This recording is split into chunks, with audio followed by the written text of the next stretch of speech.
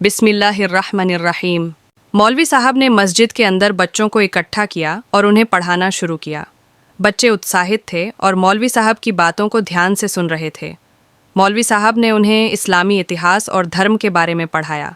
बच्चे रुचि से सुन रहे थे और मौलवी साहब के प्रश्नों का उत्तर दे रहे थे।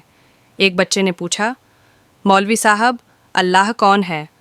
मौलवी साहब ने मुस्कुराते हुए कहा, अल्लाह हमारा खुदा है जो हमें बनाया है और हमारी देखभाल करता है। बच्चे ने फिर पूछा, मौलवी साहब, हमें अल्लाह की कितनी इबादत करनी चाहिए?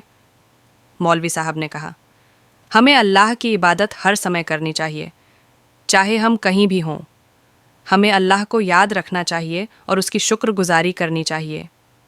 बच्चे मौलवी साहब की बातों को ध्यान से सुन रहे थे और उन्हें समझने की कोशिश कर रहे थे। मौलवी साहब ने उन्हें पढ़ाने के लिए कई उदाहरण और कहानियाँ सुनाईं। एक बच्चे ने पूछा, मौलवी साहब, क्या अल्लाह हमें सुनता है? मौलवी साहब ने कहा, हाँ, अल्लाह हमें सुनता है। वह हमारी हर बात को सुनता है और हमारी हर दुआ को सुनता है। बच्चे ने फिर पूछा, मौलवी साहब, क्या अल्लाह हमें देखता है? मौलवी साहब ने कहा, हाँ, अल्लाह हमें देखता है। वह हमारी हर हरकत को देखता है और हमारी हर बात को जानता है। बच्चे मौलवी साहब की बातों को ध्यान से सुन रहे थे और उन्हें समझने की कोशिश कर रहे थे। मौलवी साहब ने उन्हें पढ़ाने के लिए कई उदाहरण और कहानियाँ सुनाईं। जैसे ही पढ़ाई का समय समाप्त हुआ, बच्चे मस्जिद से बाहर निकल गए। मौलवी साहब ने उन्हें अलविदा कहा और उन्हें अल्लाह की शुक्रगुजारी करने की सलाह दी।